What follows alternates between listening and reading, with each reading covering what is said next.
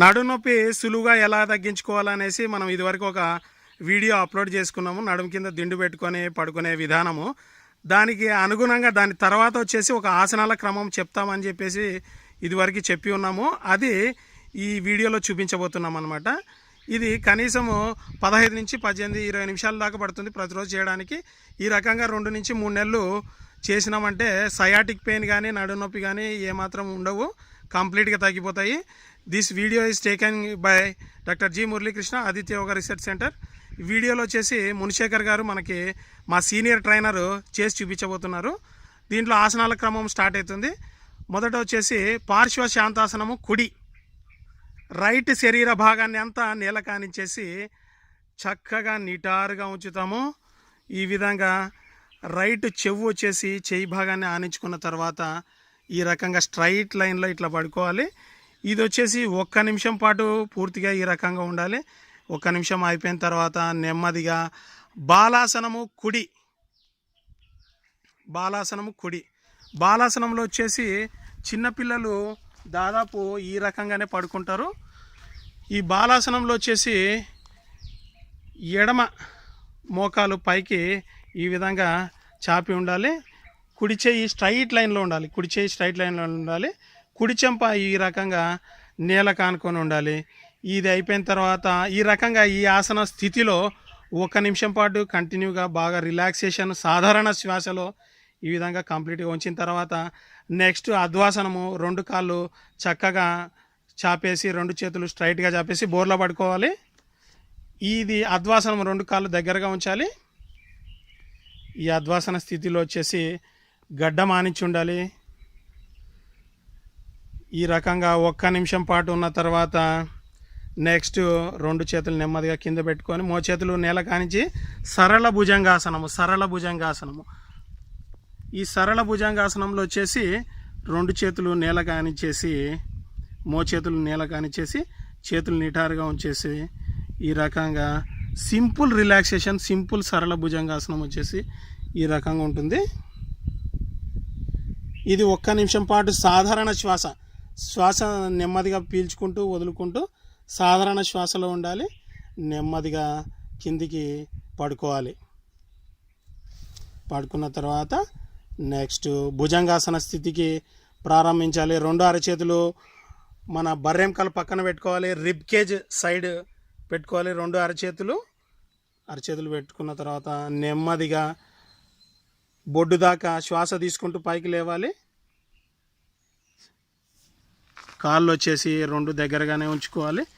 ఇది భుజంగాసన స్థితి. ఈ రకంగా భుజంగాసన స్థితిలో 1 నిమిషం పాటు సాధారణ శ్వాసలో 1 నిమిషం పాటు ఉండాలి. నెమ్మదిగా ముందుకు పడుకోవాలి. పడుకొని లిజర్డ్ పోజులోకి వచ్చేసేయాలి.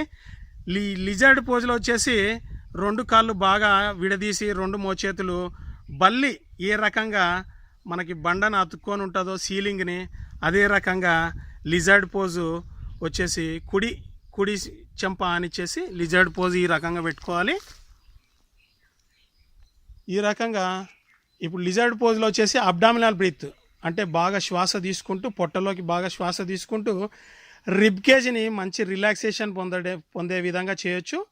వెన్నెముక కూడా ఇందులో లిజర్డ్ పోజులో చాలా రిలాక్సేషన్ పొందుతుంది. సాధారణ శ్వాసలో ఈ రకంగా 1 నిమిషం పాటు 2 మడమలు ఒకదానికొకటి ఎదురెదురుగా ఉంచి దాదాపు 2 అడుగుల స్థలము కాళ్ళ మధ్యలో ఎడంగా ఉండే మాదిరిగా అలా ఓపెన్ చేసి పెట్టుకోవాలి. చేతులు వచ్చేసి ఇలా ఫ్రీగా ఓపెన్ చేసుకొని ఉంచుకోవాలి. ఈ రకంగా లిజర్డ్ పోజు అయిపోయిన తర్వాత 2 చేతులు నెమ్మదిగా కింది పెట్టుకోవాలి. శలభాసనం చేస్తాము. ఇప్పుడు అరచేతులు బోర్లో ఉంచుకోవాలి. అరచేతులు బోర్లో తిప్పి ఉంచాలి. శలభాసనము సింగిల్ లెగ్గా చేస్తామన్నమాట. మొదట వచ్చేసి గడ్డం ఆనిచ్చి బాగా నెమ్మదిగా గడ్డం నేల కానిచ్చేసి అరచేతులు బోర్లో ఉంచేసి కుడికాలు నెమ్మదిగా శ్వాస తీసుకుంటూ పైకి ఎత్తాలి. ఎంత వీలైతే అంత మాత్రమే ఎత్తాలి. ఆల్రెడీ మనకి నడునొప్పితో బాధపడే వాళ్ళు అంత ఎత్తలేరు అనమాట. కనీసం కొంచెం తగ్గించేసుకుంటే ఇంకా కొంచెం తగ్గించినా కూడా ఒక హాఫ్ ఫీట్ పైకి ఎత్తినా కూడా మనకి మంచి రిలాక్సేషన్ అనేది కలుగుతుంది. ఈ రకంగా హాఫ్ ఫీట్ పైకి ఎత్తిన తర్వాత నెమ్మదిగా కిందికి దించేస్తారు. తర్వాత ఎడమకాలు శలభాసనము, ఎడమకాలు ఈ రకంగా అంత పైకి ఎత్తలేకపోయినా కూడా కాస్త కిందికి ఎత్తినా కూడా హాఫ్ ఫీట్ ఇంకా కొంచెం తక్కువైనా కూడా పర్వాలేదు. నడు నొప్పితో ఇబ్బంది పడేవాళ్ళు ఇంత ఎత్తినా కూడా సరిపోతుంది అనమాట. గడ్డం బాగా గట్టిగా ఆనించేసి నేలకు, తర్వాత అరచేతులు బాగా నేలకు ఆనించేసి ఈ రకంగా ఎత్తి 1 నిమిషం పాటు సాధారణ శ్వాస పీల్చుకుంటూ వదులుకుంటూ ఉండగలగాలి. తర్వాత నెమ్మదిగా కిందికి కాలు దించేసి లిజర్డ్ పోజు ఎడమ చెంప ఆనించేసి చేతులు తిరిగేసి పెట్టాలన్నమాట. అరచేతులు, మోచేతులు పైకి కొద్దిగా రిలాక్సేషన్గా ఉంచుకొని ఎడమ చెంప ఆనించేసి ఈ రకంగా ఫ్రీగా ఉంచుకోవాలా. ఇప్పుడు కూడా అబ్డామినల్ బ్రీతింగ్ ఒకసారి చేయాలి. అబ్డామినల్ బ్రీతింగ్ చేస్తే రిబ్ కేజ్ అండ్ స్పైన్ మంచి రిలాక్సేషన్ పొందుతుంది. L4 L5 ఏదైనా ప్రాబ్లం ఉన్నా కూడా దానికి చాలా విశ్రాంతి కలిగి నొప్పి అనేది బాగా తగ్గుతుంది అనమాట.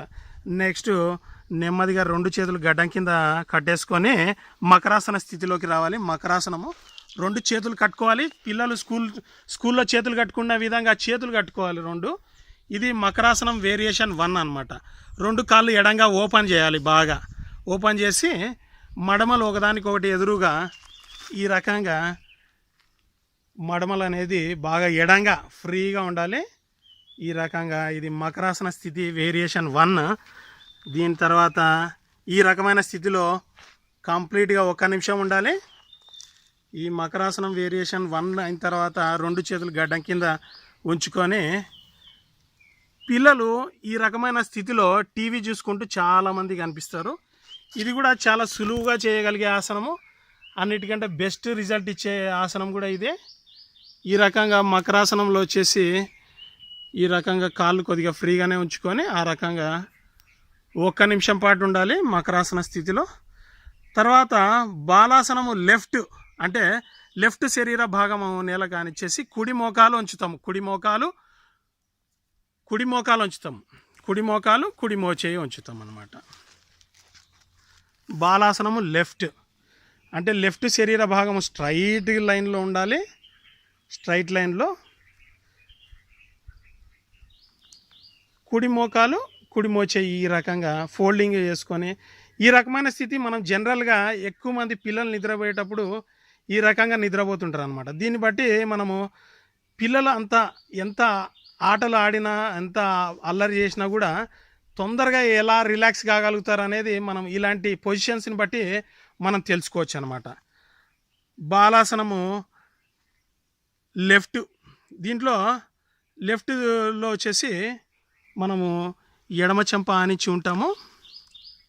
తర్వాత పార్శ్వ శాంతాసనము లెఫ్ట్ లేటరల్ రిలాక్సేషన్ అంటే ఎడమ శరీర భాగాన్ని అంతా మనం నేలకి ఆనించి ఉంచేసి స్ట్రైట్ లైన్లో ఉండే మాదిరిగా చెయ్యి కాస్త వెనక్కి పోవాలి. నేలకు ఆనించిన చెయ్యి ఈ రకంగా పార్శ్వ శాంతాసనము ఈ రకమైన పార్శ్వ శాంతాసనము చేసేటప్పుడు పూర్తిగా సైడ్ ఉండే శరీర భాగం మొత్తము అంటే రిబ్ కేజ్ కానీ థైస్ తొడలు కానీ చేతులు కానీ బాగా రిలాక్స్ అనేది పొందుతాయి అన్నమాట. దీంతో మనము బ్యాక్ పెయిన్తో పాటు ఏదైనా బాడీ పెయిన్స్ ఉంటే కూడా బాగా తగ్గుతాయి. ఈ రకంగా ఎడమ శరీర భాగాన్ని ఆనిచ్చినప్పుడు ఏదైనా జలుబు చేసినప్పుడు కానీ కుడి ముక్కు రంధ్రం బాగా ఓపెన్ అయిపోతుంది అనమాట. శ్వాస బాగా ఆడుతుంది. ఈ రకంగా మనకి జలుబు చేసినప్పుడు ఈ రకంగా పడుకుంటే ఈ రకంగానే ఎడమ పార్శ్వ శాంతాసనం కానీ కుడి పార్శ్వ శాంతాసనం కానీ చేసుకుంటే శ్వాస అనేది బాగా ఆడుతుంది అనమాట. ముక్కు మూసుకొని పోయి ఉంటే ఈ రకమైన స్థితి వేసిన తర్వాత నెమ్మదిగా వెల్లికల పడుకోవాలి. వెల్లెలికల పడుకొని విశ్రాంతి స్థితిలో కుడి మోకాలు ఇప్పుడు మనం పవనముక్త ఆసనం అనేది చేయబోతున్నాము. ఒక్కొక్క కాలుతోటి చేస్తాము. కుడి మోకాలు నెమ్మదిగా మోకాలు మడిచి నెమ్మదిగా 2 చేతులతో చుట్టేసి శ్వాస వదులుకుంటూ తల మోకాలు దిశగా పోనిస్తాం. శ్వాస వదిలేస్తూ